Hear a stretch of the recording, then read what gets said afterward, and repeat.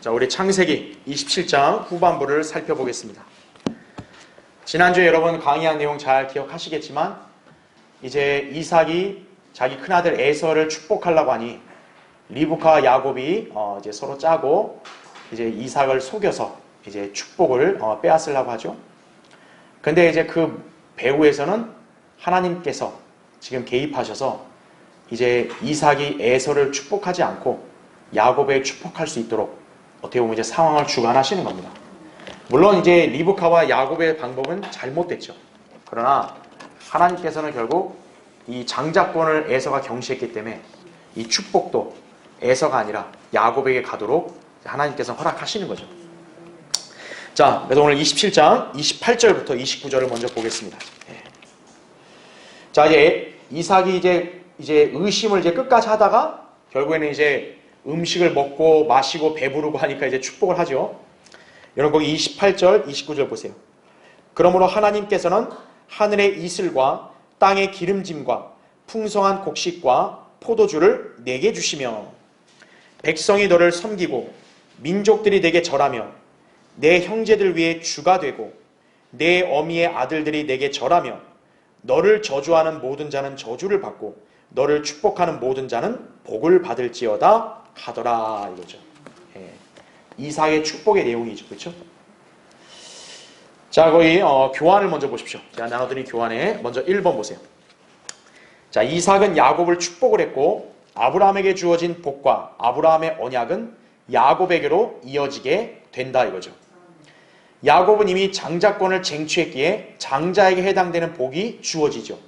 그래서 28절 보면 이제 하나님께서 이제 어떤 기름짐, 풍성한 곡식, 포도주, 제가 지난번에 한번 장자권의 특권을 얘기할 때 이렇게 유업이나 어떻게 보면 이제 재산을 2배로 받는다 했잖아요. 어떻게 보면 이제 장자권에 해당되는 복이 먼저 주어지는 거죠. 야곱이 어쨌든 장자권을 자기가 소유했으니까요. 그리고 아브라함의 씨에게 주어질 축복이 29절에 이제 정의가 되는 거예요. 그래서 29절에 이삭이 야곱을 축복할 때 그 내용이 뭐냐? 이제 야곱과 그 후손들이 높아진다 이거죠.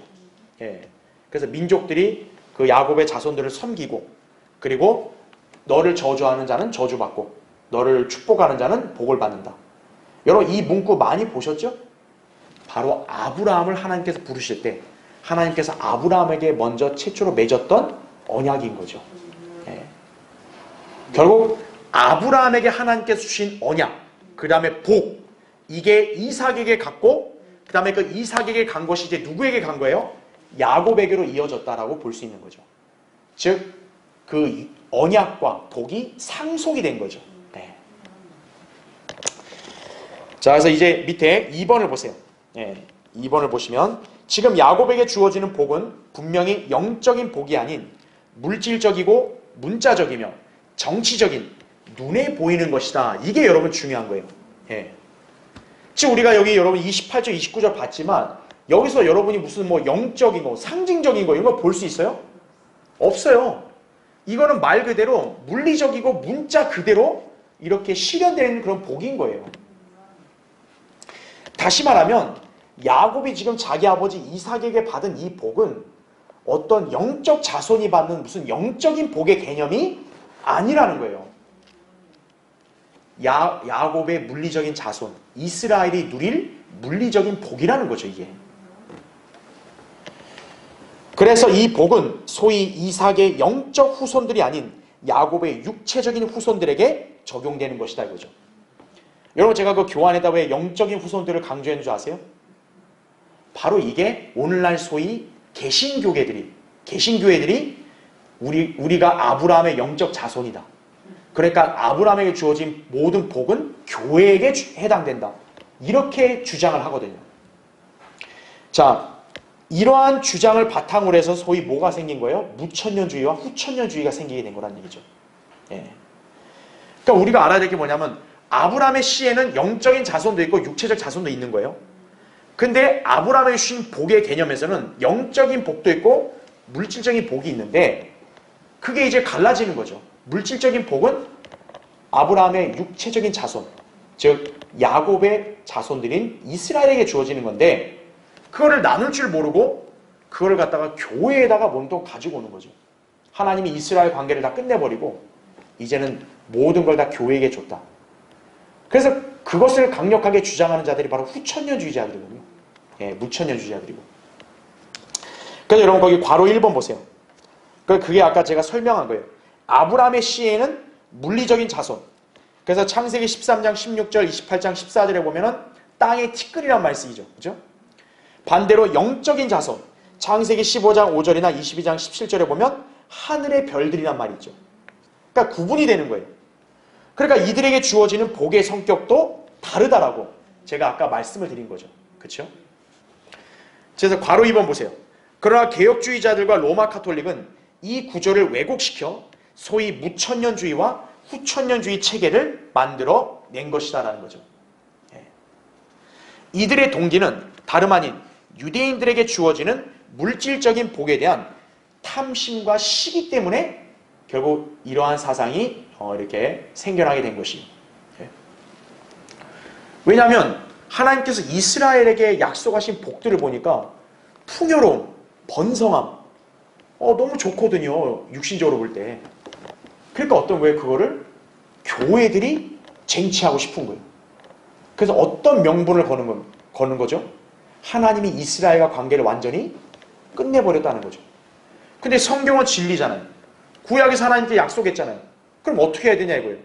그래서 영적 이스라엘은 교회에게 이제 그 약속에 해당된다. 이게 이제 오늘날 소위 개신교회들이 가르치는 신학이에요. 바로. 그래서 바로 무천년주의, 후천년주의는 바로 그것을 지지하는 거죠. 이스라엘의 문자적인 회복을 절대 믿지 않아요. 왜냐하면 성경을 문자적으로 해석하지 않기 때문에 그래요. 그 사람들은. 자, 그 결과 이들은 영적인 하나님의 나라와 물리적인 천국을 동일시하는 오류를 범함으로써 천국에 해당하는 말씀들을 모조리 어때요? 교회들에 적용시켜버린 것이다. 그죠? 그래서 여러분이 한번 설명을 좀 드리면,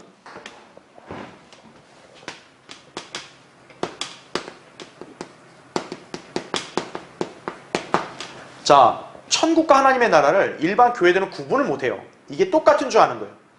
근데 천국은 우리가 잘 알다시피 영어로도 다르죠. 킹덤 오브 헤븐이고 여기는 킹덤 오브 갓이죠.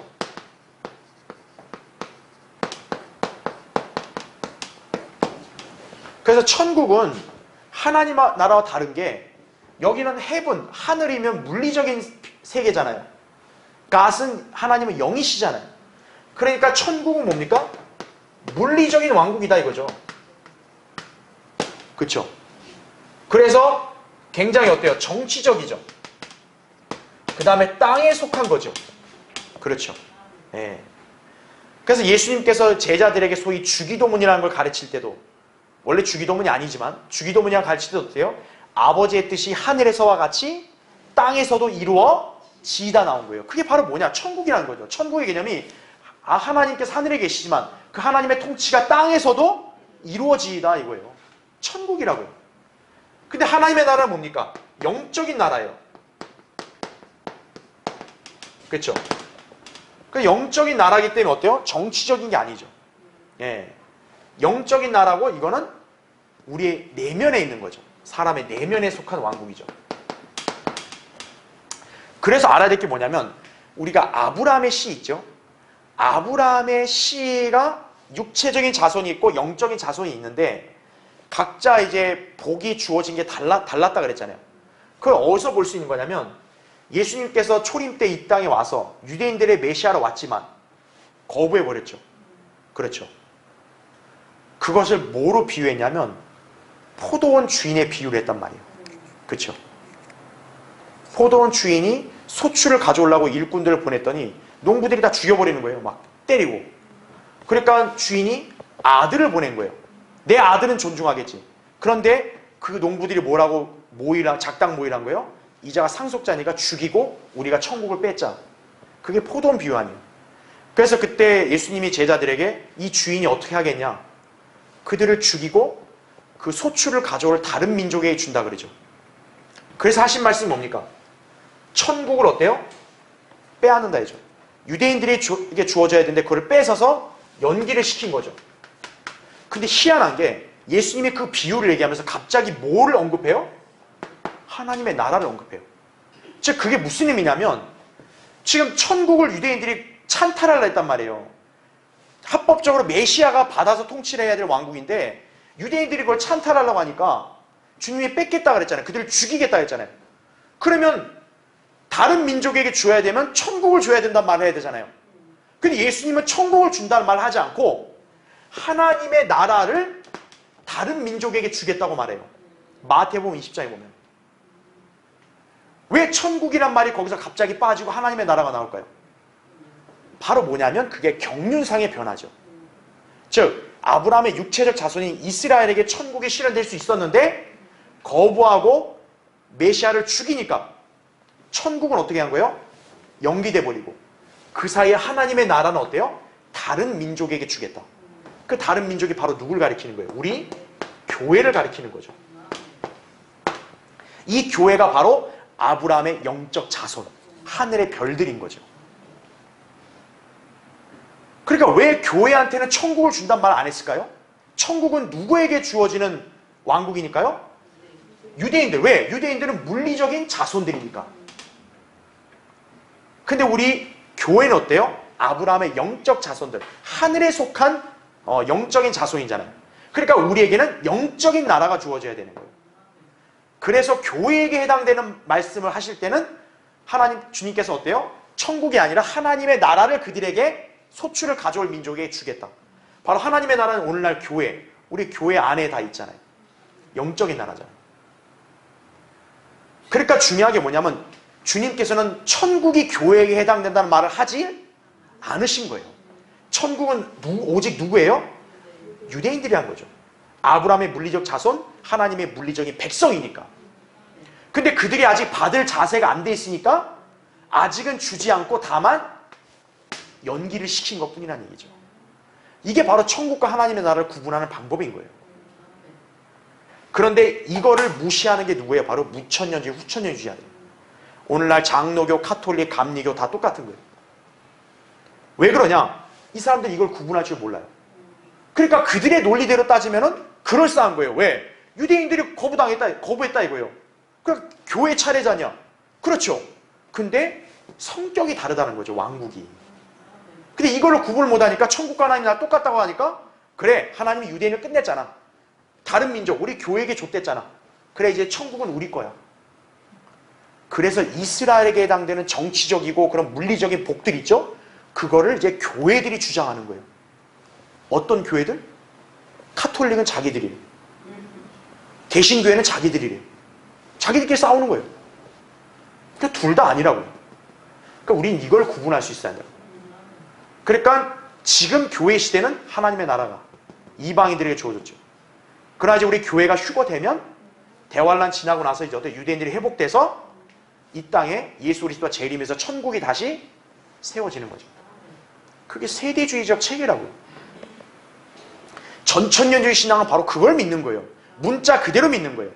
그래서 여러분이 알아야 될 게 뭐냐? 전천년주의 신앙의 가장 큰 특징 중에 하나가 일단 예수님이 천년왕국 전에 재림하신다는 거 다 알죠? 예언을 문자적으로 믿는 거예요. 그래서 이스라엘의 회복도 문자 그대로 믿는 거예요. 성경에 그대로 예언되어 있으니까. 그게 전천년주의 신앙이에요. 근데 일반 교회들은 그거 없어요. 개념이 없고 이거 똑같은 줄 알아요. 그러니까 재림이라는 걸 믿겠어요?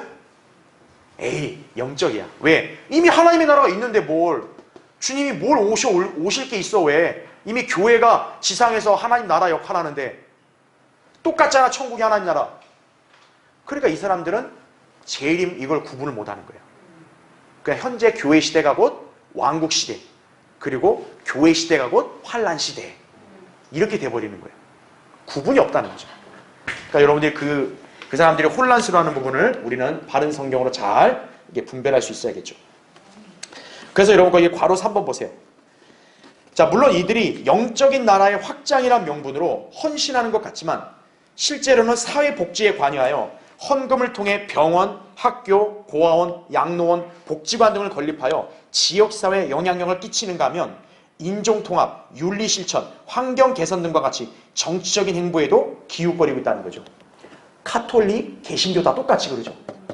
그러니까 이들은 교세 확장을 하나님의 나라의 확장, 복음과 선교의 확장이라고 이렇게 가르쳐요. 근데 정작 하는 건 뭐예요? 이런 물리적인 일들을 하고 있는 거예요. 지역사회에 봉사하고. 그 다음 또 뭡니까? 여기 나온 대로 정치에 관여하는 거죠. 왜요? 이스라엘에게 주어진 정치적인 복 있잖아요. 그것도 교회가 주장하고 싶거든요. 그러니까 어떻게 해야 돼요? 교회가 정치에 관여하려고 하는 거예요. 그래서 그게 제일 심한 집단이 바로 카톨릭이죠. 카톨릭은 자기들이 하나님의 교회라 그러면서 어때요? 세상 정치의 권세도 지배하려고 하죠. 카톨릭. 근데 거기에 이제 개신교가 또 뒤따라가는 거죠. 예. 그런 형국이라는 걸 여러분이 기억하시면 돼요. 그래서 이런 자들이 바로 세상을 물리적으로 지배하려는 왕국 건설자들인 거예요. 왕국 건설자들. 예. 그러니까 이들의 왕국은 성경에서 하나님이 약속한 그 왕국이 아니라 자기들이 세운 왕국 건설자들이 되는 거예요. 예. 자, 그래서 제가 괄호 4번은 여러분에게 지금 그대로 설명 다 한 거예요. 그래서 전천주의 신앙은 성경을 문자적으로 믿고 해석하여 올바로 나누어 적용한다는 거죠. 그래서 전천주의 신앙은 뭡니까? 이스라엘과 교회를 구분하는 거예요. 그래서 이스라엘에게 주어진 복, 교회에게 주어지는 복도 딱 구분하는 거죠. 그리고 재림과 휴거를 문자 그대로 예언으로 믿는 거죠. 예. 그러면서 이스라엘의 회복도 믿는 거죠. 그거는 구약에만 나온 게 아니에요. 로마서 11장 26절 27절에 사도 바울, 우리 신약 교회 시대의 교리를 전달한 사도 바울이 이스라엘이 구원받을 것을 얘기하고 있다고요. 예. 그러니까 이스라엘의 회복은 무슨 옛날 구약의 어떤 그런 예언으로 이런 식으로 이렇게 치부하면 안 된다고요. 성경을 관통하는 예언이에요, 이것도. 예. 자, 이제 맨 밑에 3번 29절에 이런 표현이 나오죠. 너를 저주하는 모든 자는 저주를 받고 너를 축복하는 모든 자는 복을 받을지어다, 이렇게 나오죠. 자, 그 다음 페이지. 자, 이 구절을 정확히 누구도 인용했냐? 발람도 인용을 합니다. 발람이 이제 모압왕 발락에게 이제 고용당해서 발락이 돈 줄 테니까 이스라엘 저주하라 그러잖아요. 하나님이 강제로 막았죠. 발람에게. 너 저주하면 너 죽는다. 너 내가 넣어주는 말만 해. 그래서 발람은 결국 예언을 하는데 그 예언을 할 때 이스라엘은 복을 받았다는 것을 얘기할 때 바로 이 구절을 인용합니다. 지금 이삭이 야곱에게 축복할 때 너를 저주하는 자는 저주받고 너를 축복하는 자는 복을 받는다 그랬잖아요. 아브라함에게 주어진 복이 이어졌죠. 그게 야곱에게 주어졌죠. 그걸 누가 인용해요? 발람이 이스라엘 민족에게 그대로 다시 인용하죠. 그래서 우리가 알 수 있는 게 뭡니까? 지금 이 구절은 영적 자손인 우리 교회에게 직접적으로 해당되는 게 아니라 바로 이스라엘 12지파, 즉 이스라엘이라는 아브라함의 육신의 자손들에게 바로 이어진 거라는 걸 알아야 된다는 얘기죠. 왜냐하면 발람이 바로 그 이스라엘 민족에 대해서 축복할 때 이거를 그대로 인용했기 때문에 그런 거예요. 결국 영적인 유대인, 무슨 하나님의 이스라엘, 이런 것들은 쓸데없는 표현입니다. 그게 바로 뭐냐면 이스라엘을 부정하려고 하는 사람들이 쓰는 거예요, 이게. 그러니까 여러분들은 그런 표현을 잘 이렇게 유념해야 돼요. 무슨 영적인 유대인, 하나님의 이스라엘, 이런 표현이 웬만하면 쓰면 안 돼요. 예. 물론 영적인 유대인이라는 건 있지만 근데 이 일반 교회들이 말하는 취지는 뭐냐면 우리 교회가 영적인 유대인이다 이런 식으로 얘기하려고 하기 때문에 그러는 거예요. 예, 그런 것들은 여러분 무시하시면 되고 여기에 해당되는 복은 육체적이고 인종적이고 혈통적이고 눈에 보이는 야곱의 후손들에 관한 예언이다 이렇게 이해하시면 된다는 얘기죠. 자, 이제 우리 세 번째 단원 에서의 부질없는 후회와 살인 계획을 보겠습니다.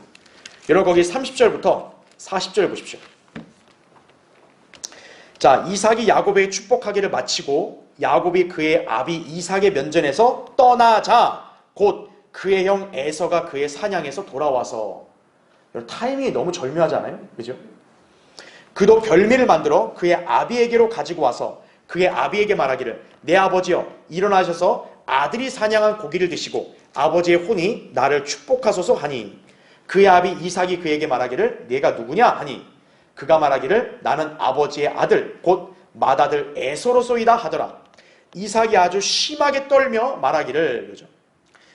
누구라고? 사냥한 고기를 취해 내게 가져왔던 그는 어디 있느냐? 네가 오기 전에 내가 다 먹고 내가 그를 위하여 축복하였느니라.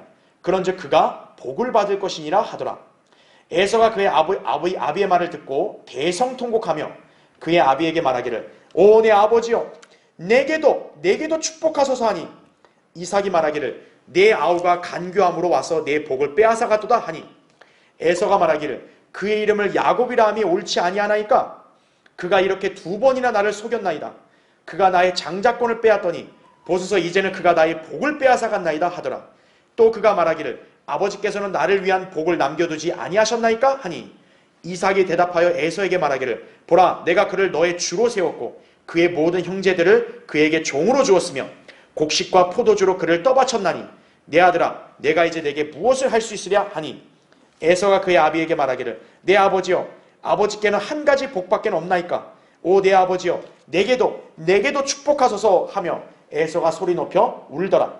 그의 아비 이삭이 대답하여 그에게 말하기를 보라 너의 초소는 땅에 기름진 곳과 위로부터 하늘에 이슬이 내리는 기름진 곳이 되리라. 너의 칼로 내가 살 것이며 내 아우를 섬기리라. 내가 다스릴 때에 내가 내 목에서 그의 멍에를 끊어버릴 것이라 하더라. 이렇게 말씀하고 있죠. 버스는 이미 떠난 거죠. 그렇죠. 예. 자 1번 보십시오. 30절 그 구절을 보면 이삭이 야곱에게 축복하기를 마치고 야곱이 그의 아비 이삭의 면전에서 떠나자 곧 그의 형 에서가 그의 사냥에서 돌아와서 이렇게 말하죠. 지금 여러분 이 상황을 한번 잘 연상해 보세요. 지금 굉장히 긴박하게 돌아가고 있는 거예요. 그렇죠? 근데 너무나 타이밍이 기가 막히게도 야곱이 모든 복을 다 받고 떠나고 나니까 에서가 도착을 하는 거예요. 만약 야곱이 거기서 조금만 머뭇거리거나 이삭이 조금만 시간을 지연했다면 어떡한 거예요? 마주칠 수도 있었겠죠. 자 한번 보세요. 교환에 사실 하나님께서는 에서가 장막을 출발한 지 10분 만에 사슴 한 마리를 잡아주실 수도 있었고 야곱의 속임수를 막아주실 수도 있었다는 거죠. 자 우리가 에서에 대한 묘사를 볼 때 에서는 솜씨 좋은 사냥꾼이라 그랬어요. 그러면 보통의 전문가가 아닐 텐데 아니 사슴 한 마리 잡는데 이렇게 시간이 많이 걸리나요? 그렇죠. 에서 정도면 능숙한 사냥꾼이면 사슴 한 마리야 뭐 그냥 잡아가는 거 시간 뭐 아니죠. 근데 왜 하필 지금 타이밍에서는 이렇게 시간이 많이 걸렸을까요? 그렇죠. 주님께서는 바로 장자권과 연관된 상황 때문에 에서를 돕지 않으신 거예요. 창세기 25장 34절 왜죠? 장자권이라는 하나님이 주시는 복을 경시했기 때문에 하나님께서 그 사람을 축복하기를 원치 않으시는 거예요. 모든 상황을 하나님이 관장하시는 거예요. 그래서 하나님께서는 에서가 그렇게 경시했기 때문에 기회를 안 주시는 거예요. 자 2번 보세요. 33절에 이렇게 말씀하죠. 네가 오기 전에 내가 다 먹고 내가 그를 위하여 축복하였느니라. 그런즉 그가 복을 받을 것이니라. 하나님의 복은 돌이킬 수가 없어요. 일단 복이 선언되면 그것으로 끝입니다. 예. 우리 하나님은 어떤 분이라 했어요? 사람이 아니시니 후회가 없다 그러시잖아요. 하나님의 은사 부르심에도 후회가 없다고 그런 말씀 하시죠. 그렇죠? 하나님께서 최종적으로 뭔가 말씀하신 것은 하나님이 안 바꾸신다고요. 예. 하나님의 복도 마찬가지예요. 그 사람에게 이미 주어졌으면 돌이킬 수 없는 거예요. 예. 에서는 자 얼마나 참 이렇게 어리석고 딱한 사람이냐. 자 장자권 상황에서 어땠어요? 자기가 사냥해서 사슴을 못 잡은 것으로 인해 배가 고파서 장자권을 팔았죠. 이번에는 사슴 고기를 늦게 잡고 요리하는 동안 축복을 뺏긴 거예요. 그렇죠? 자 장자권이든 축복이든 결국 이렇게 먹는 것과 연관해서 결국 에서는 이것 때문에 결국 발목이 잡힌 거죠. 자 3번을 보세요. 35절 36절에 자 에서가 이렇게 통곡을 하면서 이렇게 절규를 합니다. 내 아우가 간교함으로 이제 이건 이삭이 말하는 거죠. 내 아우가 간교함으로 와서 내 복을 빼앗아갔도다. 이렇게 얘기하니까 에서가 이제 여기에 딱 동조하면서 그의 이름을 야곱이라 하니 왜 옳지 아니하나이까 이거죠. 야곱이라 이런 뜻이 뭐라 했어요? 찬탈자라 찬탈자. 이거 뺏는 자다 이거예요. 근데 잘 보세요. 여기서 에서가 이런 말을 해요.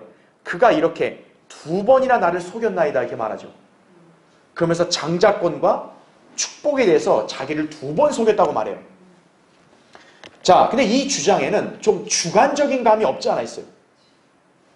절반은 맞지만 절반 아닙니다. 왜죠? 여러분, 장자권은 야곱이 속인 적 있어요? 솔직히 말하면요. 엄밀히 말하면 장자권에 대해서 야곱은 속인 게 없어요. 그럼 누가 자원해서 판 거예요? 에서 자기가 판 거예요. 배고프니까 야곱은 그냥 제안만 한 거죠. 거래한 거죠. 에서가 야, 다른 건 다 되지만 장자권 안 돼. 그러면 어쩔 수 없는 거잖아요. 그러니까 이건 어떻게 보면 약간 절반은 안 맞는 거죠. 근데 마치 에서는 뭡니까? 자기 자신의 잘못을 돌아보질 않고 야곱 탓만 하는 거죠. 다 쟤 때문이에요. 쟤 때문에. 네. 육신적인 사람은 보통 그래요. 네. 다 뭐 때문이야. 다 쟤 때문이야. 다 이거예요. 네. 이렇게 되는 거예요. 그래서 제가 이 괄호 1번을 아까 설명드린 거죠. 네. 자, 축복도 어때요? 만약에 에서가 장자권을 팔지 않았다면 하나님께서 야곱이 저렇게 축복을 찬탈하도록 허락하실까요? 안 하죠. 네. 결국 누가 그걸 자초한 거예요? 에서가 자초한 거예요. 자기가. 자, 괄호 2번 보세요. 하나님께서는 역사와 인생을 주관하시는 분이에요. 비록 야곱이 간교함으로 속여 아브라함에게 주어진 복과 언약을 빼앗으려 해도 주님께서 에서의 마음과 생각을 살피셨을 때 합당했다면 결코 야곱의 관계가 성공하지 못하도록 막으셨을 것이다 라는 거죠. 결국 이러한 사태는 어디까지나 에서가 주님을 신뢰하지 않고 영적인 복을 경시한 데서 비롯된 것이다 이거죠. 자, 괄호 3번. 에서는 주님과 함께 고난과 수치를 짊어지고 진리를 따르는 대신 세상 지향적으로 사는 육신적인 그리스도인의 유형이다라는 거죠. 제가 전에도 한번 강의했던 거랑 같은 맥락이죠. 그렇죠? 예. 그러니까 야곱과 에서의 결정적인 차이는 뭐냐? 야곱은 보이지 않는 하나님의 영적인 복의 가치를 알고 그거를 열망한 사람이에요. 근데 반대로 에서는 어떤 사람이에요? 먹고 마시는 것, 배 따뜻하게 하는 것, 그거에 몰두하는 사람인 거죠. 바로 그리스도인 가운데도 영적인 그리스도인과 육신의 그리스도인이 바로 거기서 갈리는 거죠. 육신적인 그리스도인은 어때요? 장차 다가올 주님이 주시는 복과 유업, 이게 중요한 게 아니라 당장 내가 이 땅에서 먹고 살고 그냥 편하게 지내는 거, 난 이게 더 낫다 이거죠. 예. 하나님이 주신 복, 그건 중요하지 않아. 내가 이 땅에서 이렇게 안정되게 평안하게 살고 이게 더 중요하다 이거예요. 진리를 믿고 섬기면서 주님을 위해서 받는 고난? 싫다 이거죠. 그래, 난 편하게 살고 싶어. 이게 육신적인 그리스도인이죠. 바로 에서가 그런 그리스도인의 유형이다라는 거죠. 이런 그리스도인은 비록 영원한 생명을 값없는 선물로 받기는 했지만 즉 보상으로서 얻는 유업을 상실하게 된다는 거죠. 왜죠? 구원은 우리 행위와 관계없이 은혜로 거저받았기 때문에 우리 행위와 연관없이 이렇게 유지가 되는 거죠. 하지만 상은 어때요? 우리의 섬김, 주님을 따르고 하나님 말씀대로 실행한 그 행위에 따라 결정되는 거기 때문에 그 행위가 온전하지 않으면 상이 없게 되는 거죠. 예. 그래서 그리스도인은 영생을 잃지는 않지만 유업을 상실할 수는 있다 이거죠. 이것을 사도 바울은 뭐라고 표현했냐면 하나님의 나라를 상속받지 못할 것이라 이렇게 말씀한 거예요. 갈라디아서 5장 21절, 고린도서 6장 10절. 그러니까 여기서 하나님의 나라는 현재 우리의 내면의 나라를 말하는 게 아니라 바로 천년왕국을 말하는 거예요. 왜냐하면 아까 제가 얘기했죠. 천국은 유대인들에게 해당되는 용어고 교회는 뭐예요? 하나님의 나라에 해당되는 용어예요. 그래서 이제 천년왕국이 돼도 우리 교회는 그 왕국을 뭐라고 부르는 거예요? 하나님의 나라라고 부르는 거예요. 우리는 하나님의 나라의 백성이기 때문에. 예. 그러니까 여기서 하나님의 나라를 상속받지 못한다. 즉 천년왕국 때 유업을 상속받지 못한다. 이제 그 개념이라는 걸 이해하시면 되는 거예요. 그러니까 그걸 모르면 어때요? 이걸 보고 하나님의 나라를 상속받지 못한다. 구원을 잃어버린다. 이렇게 이제 착각을 하는 거죠. 이것 봐. 이렇게 죄 짓고 행위 똑바로 못하면 하나님의 나라를 상속받지 못한다. 아, 당신 구원을 잃어버린다. 이렇게 가르치는 거죠. 네. 행위 구원을 가르치는 거예요. 그러니까 여기 용어를 잘 구분해야 된다. 그죠? 그러니까 여러분이 상속이란 말이 나오면 무조건 뭐를 떠올려요? 유업을 떠올리세요. 여러분 영생을 상속받았어요? 여러분 부모님이나 조상이 구원받아서 여러분 자동으로 구원이 이어졌어요? 아니잖아요. 구원은 상속이 아니에요. 예. 영생은 값없는 선물이에요. 하나님이 믿는 개개인에게 주시는 공짜 선물이라고요. 상속이 뭐냐? 바로 유업과 연관된 거다 이거죠. 그러니까 유업은 우리가 주님께로부터 상속을 받으려면 행위가 있어야 된다는 얘기죠. 예. 그걸 구분해야 됩니다. 자, 괄호 4번. 한편 이삭이 야곱을 향해 간교하다고 한 표현은 적합한 용어죠. 이 용어는 성경에서 사탄에게 쓰였어요. 창세기 3장 1절에도 간교하다 그러죠. 뱀이. 그 다음에 요나답 사무엘하 13장 3절. 그 다음에 예후 열왕기하 10장 19절. 그 다음에 사도행전 13장 10절에 보면 바예수 이런 인물들에게도 사용이 됐다라는 거죠. 그러니까 이들의 특징이 뭐냐면 간교하다 이거죠. 속인 거죠. 남을 속인 거죠. 그렇기 때문에 지금 야곱을 간교하다고 얘기하잖아요. 그러니까 여기서 야곱이 행한 행위는 뭡니까? 절대 영적이거나 순수한 게 아니에요. 여기 나온 그대로 지금 야곱의 행위는 말 그대로 간교한 행위예요. 하나님에게서 나온 것이 아니다라는 걸 아셔야 됩니다. 예. 교활한 술취에 불과한 거죠. 그렇죠? 자, 밑에 4번 보세요. 34절 38절에 에서가 소리 높여서 대성통곡을 하죠. 내게도 축복해 주세요. 아니 아버지는 한 가지 복밖에 없습니까? 내게도 축복해 주세요. 이렇게 얘기하죠. 자, 맨 밑에 괄호 1번 보세요. 에서는 왜 하나님께서 복을 못 받겠을까요? 하나님의 복을 하찮게 여겼기 때문에. 비록 형과 아버지를 속인 야곱의 행위 그 자체는 다음 페이지 보세요. 나빴지만 최소한 하나님의 복의 중요성은 알았다는 거죠. 인간적인 면으로 본다면요, 야곱은 결코 사랑스러운 인물이 아니에요. 얄미운 인물이죠. 근데 하나님은 야곱을 사랑했단 말이에요. 왜죠? 하나님은 아무리 인간이 고귀하다 할지라도 하나님 보시기에 인간은 다 별 볼일 없는 거예요. 하나님이 중요하게 여기는 건 뭡니까? 그 사람이 얼마나 그분을 사랑하고 하나님의 말씀과 약속을 귀히 여기냐, 그걸 보시는 거예요. 주님께서 왜 여러분을 사랑하시고 여러분을 진리의 대로 인도했어요? 여러분이 다른 사람보다 뭐 대단히 잘나고 훌륭해서가 아니에요. 여러분의 마음과 생각이 주님을 사랑하고 하나님 말씀을 절대적으로 순종하고자 하는 열정이 있으니까 주님이 여러분을 이렇게 이 진리의 대열로 인도해서 복을 받게 하시는 거죠. 그렇죠? 예. 그걸 우리가 배워야 돼요. 자, 에서는 창작권을 경시했어요. 하나님이 주는 복을 팥죽 한 그릇에 팔아버리고요. 그렇죠? 자, 그럼에도 불구하고 에서는 지금 자기 아버지에게요, 자기를 맏아들이라 소개하고 있는 거예요. 아까 이삭이 너 누구냐 했더니 32절에 에서가 그러잖아요. 저는 맏아들 에서입니다. 근데 이미 그는 맏아들이 아니에요? 아니죠. 이미 장자권을 팔았으니까. 뒤늦게 후회해도 소용이 없는 거죠. 자, 괄호 2번 보세요. 37절 곡식과 포도주로 그를 떠받쳤나니 나오죠. 이 표현은 야곱에게 항상 풍성한 곡식과 포도 수확이 보장된다는 의미를 비유적으로 사용한 것이에요. 에서 입장에서 본다면요, 얼마나 놀랍고 위대한 축복이겠어요. 제가 아까 얘기했잖아요. 에서의 관심은 뭡니까? 먹고 마시는 거에 관심 있는 사람이에요. 근데 지금 야곱에게 주신 복을 보니까 곡식과 포도주가 그를 떠받쳐준대요. 풍족하다는 얘기죠, 그가. 그렇죠? 그러니까 에서 입장에서는 더더욱 배가 아프겠죠. 그렇죠? 그래서 에서도 자기 아버지에게 복을 갈구하고 있는 것이. 그러나 이미 때는 늦었어요. 자, 이삭은 자기 아들에게 복을 빌어줍니다. 하지만 그 복은 아브라함에게 주어진 것과는 무관한 것이다라는 얘기죠. 네. 자, 괄호 3번 보세요. 에서는 환난 시대에 구원을 잃어버린 자들을 보여준다. 이거 제가 예전에 한번 강의한 적이 있었죠. 히브리서 12장 14절부터 17절 나온 말씀입니다. 에서와 같이 속된 자가 되면 천년왕국이라는 안식의 땅에 들어가지 못하고 구원을 잃어버려 떨어져 나가게 된다. 이렇게 말씀했죠. 자, 이제 밑에 5번을 보세요. 자, 39절에 자, 에서가 너무 간절히 요청하잖아요. 복 주세요. 그러니까 이삭이 그래도 자기 큰아들을 이렇게 축복을 하는데, 여러분 잘 보세요.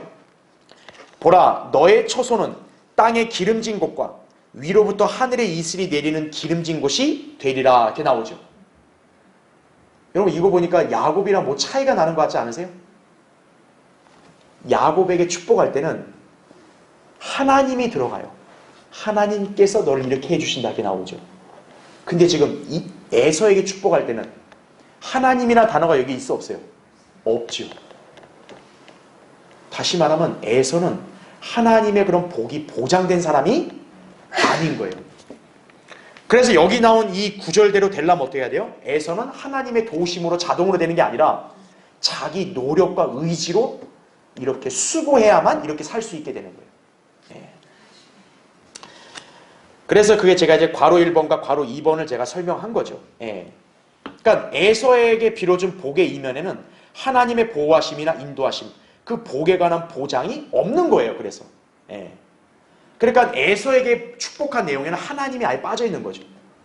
그럼 뭐예요? 네 자신이 그렇게 노력해서 살아라 이거죠. 예. 자, 그래서 에서에게는 너의 칼로 내가 살 것이며 라는 내용이 주어진 거예요. 하나님이 너를 위해 싸워주겠다가 아니라 네 칼로 네가 알아 싸우라 이거죠. 예. 자, 다만 그렇다고 해도 에서는 아우인 야곱을 섬겨하는 위치는 변하잖아요. 비록 이삭이 축복을 했지만 하나님께서 주신 축복의 가장 근본적인 게 뭡니까? 으뜸이 되는 거고 다른 사람은 섬겨야 되잖아요. 즉 으뜸이 되는 복은 야곱에게 갔기 때문에 에서는 어떻게 할 수밖에 없어요? 야곱을 섬길 수밖에 없는 거예요. 네, 그건 불변한 진리죠. 자, 6번 보세요.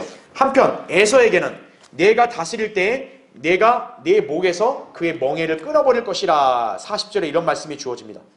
자, 에서는 분명히 섬기는 위치인데 어떻게 그가 다스릴 때가 있냐 이거예요. 지금 40절 보니까 네가 다스릴 때라는 말이 나오죠. 자, 이것은 장차 야곱의 후손들이 배교함으로써 일시적으로 복을 상실하게 될 때 에서가 다스리게 될 것을 예언한 것이다 라는 거죠. 즉 다시 말하면 지금 이 말은 이삭이 성령님에 의해서 예언을 한 거예요. 앞으로 열왕기하 8장에 보면요, 에서의 후손이 에돔이잖아요. 에돔이 이제 유다에게 반기를 들고 일어나가지고 결국 에돔이 강해지고 에돔이 다스린 위치를 가게 됩니다. 왜 그러냐면 야곱의 후손인 이스라엘과 유다가 배교하고 부패하니까 하나님께서 그들을 잠시 약하게 하시고 에서의 후손들 에돔을 강하게 하신 그런 사건이 있어요. 그러니까 지금 이삭이 40절에서 한 말은 뭡니까? 예언이 되는 거예요. 예언. 그렇죠? 예. 그걸 여러분이 기억하시면 됩니다. 자, 이제 41절부터 46절 마지막 보겠습니다.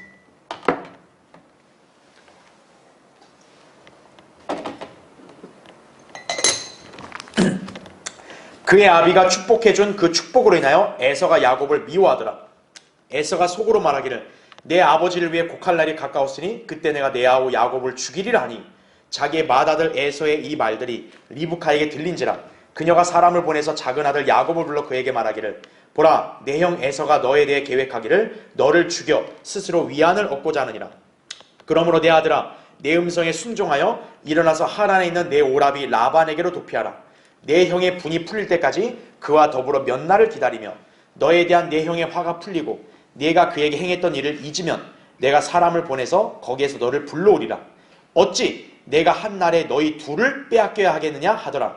리브카가 이삭에게 말하기를 내가 헷의 딸들로 인하여 내 삶에 짜증이 나거늘 만약 야곱이 이 땅의 딸들과 같은 헷의 딸들을 아내로 얻으면 내 삶이 내게 무슨 유익이 되리요? 하더라. 이렇게 말씀하고 있죠. 자, 교환을 보세요. 1번. 자, 에서가 야곱을 이제 어떻게 합니까? 미워합니다. 미워하니까 속으로 이런 말 하죠. 아버지가 이제 돌아가시면 내 아우를 죽여버리겠다 이거죠. 자, 괄호 1번 보세요. 이것은 성경적으로 미움은 곧 살인이라는 진리를 알려준다라는 거예요. 그래서 요한일서 3장 15절 보면 자기 형제를 미워하는 자는 누구나 뭐라고 나와요? 살인자라고 나옵니다. 네. 그러니까 여러분이 미움이란 감정을 주의해야 돼요. 누군가를 미워하게 되면 어떤 줄 아세요? 그 사람이 죽는 것을 바라게 되는 거예요. 꼴 보기 싫다. 그냥 좀 없어졌으면 좋겠다.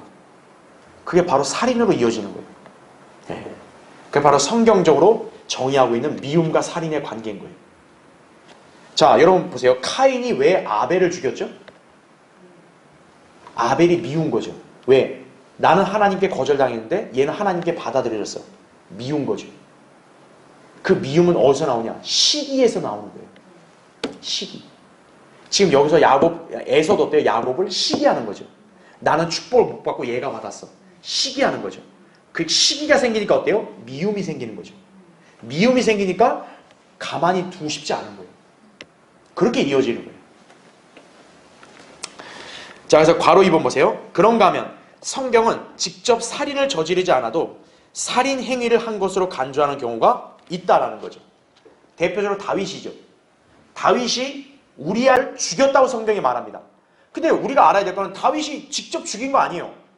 자기 군대장 요압에게 야, 우리아를 저 최전방 가장 험한 곳으로 보내서 적군에게 죽게 하라고 그렇게 했거든요. 그러니까 사실 우리아는 누구에게 의해서 죽은 거예요? 적군에 의해서 죽은 거예요. 그렇지만 하나님께서는 우리아를 누가 죽인 걸로 판단하세요? 다윗이 죽인 걸로 판단합니다. 예. 그러니까 성경은 직접 살인만이 아니라 이렇게 누가 사주했다든지 아니면 동조했다든지 또는 미워하는 것도 살인과 동일하게 취급을 하는 거다라는 거죠. 예. 그러니까 에서도 지금 야곱에 대한 미움으로 죽이려는 마음이 있잖아요. 이미 하나님의 관점에서 살인을 저지른 거예요. 이미. 그렇게 여기신다는 얘기죠. 자, 괄호 3번 보세요. 한편 에서가 야곱을 죽이려고 계획한 이 사실은, 자, 이게 중요합니다. 여러분 이 심오한 영적 진리를 잘 알고 계세요. 사탄이 계속해서 뭐의 출현을 방해하려는 음모를 엿볼 수 있는 거예요? 여자의 씨입니다. 그래서 제가 계속 얘기하잖아요. 지금 이 창세기를 계속 우리가 계속 공부하다 보면 다 뭐하고 연관되어 있냐? 씨하고 연관되어 있는 거예요. 그 하나님의 관심에 있는 그 씨를 죽이려고 하는 것이 자꾸 나온다고요. 아벨 때도 그랬죠? 노아의 홍수 때 타락한 천사들이 와서 씨를 난잡하게 하려고 그랬죠? 왜냐하면 그 천사들이 인간하고 섞이려고 하니까. 그렇죠? 그리고 함도 자기 아버지를 범함으로써 그렇게 성적인 난잡함을 저질렀죠? 파라오와 아비멜렉은 아브라함의 씨를 혼잡케 하려고 사라를 범하려고 했죠? 그 다음 페이지요. 마지막 4페이지. 그런가 하면 아브라함은 자기 스스로의 씨를 어때요? 육신의 여종에게다 주려고 했죠. 그래서 실제 이스마엘이 나왔죠. 롯은 근친상간의 죄를 지었죠. 다 이 씨하고 연관된 범죄들이 나오는 거예요. 계속. 바로 뭐냐면 그 배후의 사탄이 여자의 씨의 출현을 계속 방해하려고 하는 음모가 계속 펼쳐지고 있다. 이렇게 여러분 이해하시면 되는 거죠. 자, 이제 2번을 보세요. 자기의 맏아들 에서의 이 말들이 리브카에게 들린지라 이거죠. 희한하지 않으세요? 지금 에서는 이거를 소리내서 말한 거예요? 아니면 속으로 말한 거예요? 속으로 말했는데 그걸 누가 들었다 그래요? 리브카가 들었대요. 어떻게 속으로 말하는 걸 듣죠? 하나님께서 특별한 계시로 그녀에게 이 말을 알게 하신 거죠. 예. 대비할 수 있게 하신 거죠. 예, 그렇죠? 근데 문제는 뭡니까? 리브카는 믿음에 따른 행동을 지금 하고 있지 않죠. 어쨌든 자기 아들을 통해서 속여서 빼앗겠죠. 근데 자기 큰아들 에서가 지금 야곱을 죽이려고 한다는 거 들었잖아요. 근데 하나님은 이미 약속했잖아요. 야곱을 에서보다 높여주고 복을 받게 할 거란 예언을 했잖아요. 그럼 하나님이 말씀하신 것을 하나님이 지키시니까 자기가 염려할 필요가 있어 없어요? 없죠. 네가 죽일라 해도 하나님이 다 막으셔. 이래야 될 텐데 지금 리브카는 어떤 거예요? 여기서 또 겁이 나니까 야 얘야 빨리 내 오라비 네 외삼촌 집으로 도망가라 얘기하고 있는 거죠. 지금 이 처신도 하나님 보시기에 합당한 거예요? 아닌 거죠. 결국 믿음에 따른 행동을 하지 않고 육신적으로 행동하게 되면 어때요? 자꾸 육신적인 엉뚱한 일만 계속 하는 거예요. 그래서 거기 3번에 43절부터 45절에 결국 리브카가 하는 말이 그거죠. 네 형의 분이 풀릴 때까지 며칠 동안만 있으라 그랬죠. 근데 야곱이 자기 외삼촌 집에 며칠만 있었나요?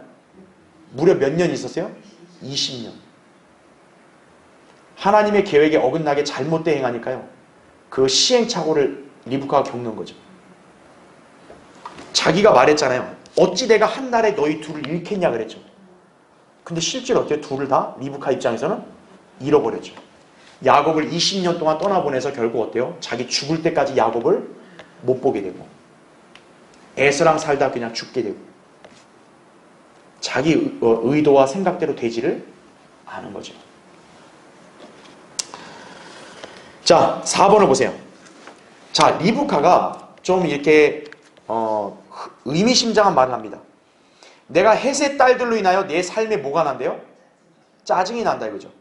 헷의 딸들이 누구냐? 지금 리브카의 며느리죠. 바로 지금 큰아들 에서가 이 헷의 딸들과 결혼한 거예요. 즉 가나안 땅의 여인들과 지금 자기 아들이 결혼한 거예요. 근데 지금 이 시어머니 리브카 입장에서 어때요? 이 며느리들 때문에 자기가 짜증이 난다 그래요. 자, 여기서 우리가 뭘 엿볼 수 있냐면 인종차별주의를 엿볼 수 있는 거죠. 지금 리브카는 어때요? 단순하게 며느리가 마음에 안 든다 이 차원이 아니라 쟤들은 헷의 딸들이야 이거예요. 가나안 여인들이다 이거예요. 짜증난다 그래서. 그러니까 어때요? 자기 작은 아들 야곱만큼은 가나안 딸을 아내로 얻지를 말라. 지금 이 얘기하고 있는 거예요. 자, 우린 인종차별을 누구에게서 봤냐? 아브라함에게서도 봤다고요. 분명히. 그렇죠? 아브라함도 자기 아들 이삭의 신부감을 구할 때도 가나안 여자를 구해주는 게 아니라 엘리에셀을 자기 고향 땅, 친족 땅으로 보내서 거기서 리브카를 데려오죠. 아브라함이 왜 그랬어요? 가나안 여인 싫다 이거예요. 차별하는 거죠. 근데 지금 이 가나안 딸들을 누가 더 싫어해요? 며느리인 리브카가 더 싫어하는 거예요. 얘네들 때문에 짜증난다 이거예요. 그래서 괄호 1번 헷은 카나안의 아들이죠. 창세기 23장 5절, 역대기상 1장 13절에 나와요. 그리고 이 땅은 카나안 땅을 말하죠. 즉 리브카는 카나안 출신 며느리들에 대해 짜증을 내고 있는 것이다 이거죠. 타인종과 혼혈하는 것을 혐오하고 있는 거죠. 내 작은 아들만큼은 이렇게 되면 안 돼. 혼혈하지 마 이거죠. 자, 괄호 2번 보시면 율법 이전에 살았던 성도들 오늘날의 인종혼합을 회피했다라는 거죠. 인종혼합이라는 것은 전능하신 하나님의 판결에 따르면 분명히 잘못된 거죠. 모세 율법이 제정된 이후에는 아예 금지하셨죠. 하나님이. 야, 이방인과 결혼하지 말라고. 그렇죠? 율법 이전에도 이렇게 하나님의 사람들은 타인종과의 혼혈을 거부했다는 거죠. 이처럼 성경의 저자께서는 항상 인종차별주의자라는 거 아셔야 돼요. 오늘날 세상 어때요? 차별하지 마. 우리 인종 다 하나야. 이렇게 주장하잖아요. 하나로 연합하자. 성경은 그렇지 않다는 거죠. 다만 한 가지 조건이 있어요. 예수 그리스도를 믿고 구원받으면 어때요? 그리스도의 몸 안에서는 유대인, 이방인, 인종 구별이 있어 없어요? 없는 거죠. 그러니까 연합은 오직 하나님이 허용하신 연합은 하나예요. 그리스도 안에서의 연합인 거예요. 그리스도 안에서만큼은 유대인, 이방인, 남자, 여자 차별이 없는 거죠. 근데 그거를 제외하고는 어때요? 하나님은 차별을 하시는 거예요. 함이 저주를 받았으니까 차별을 해야죠. 함의 후손들. 그렇죠? 자, 여러분 그걸 잘 기억하시면 됩니다. 그래서 이제 결론적으로 창세기 17장은 아브라함의 복과 언약이 야곱에게 상속되는 중요한 사건을 다루고 있다는 거죠. 우린 여기서 분명히 이렇게 예언적인 진리도 받지만 영적인 교훈을 많이 받았죠. 이삭처럼 의심하면서 하게 되면 어때요? 결국 넘어지게 되는 거예요. 예, 그렇죠. 믿음으로 보이지 않는 그 믿음으로 행할 때 성도의 삶을 살 수 있는 거죠. 그렇죠. 예, 이삭은 여기서 넘어지게 된 거고, 그리고 야곱과 리브카는 육신적인 발상으로 잘못 행동했기 때문에 비록 하나님께서 그를 축복하셨지만 결국 그 육신을 잘못 행한 대로 결국 거두게 되죠. 우린 뭘 배웁니까? 심는 대로 거둔다라는, 육신에 심으면 썩은 것을 거두게 되는 거예요. 그게 야곱과 리브카의 생애에서 우리가 받을 수 있는 교훈이라는 걸 기억하시기 바랍니다. 자, 다음 시간에 그래서 이어서 하고요. 오늘 기도하고 예배를 마치겠습니다.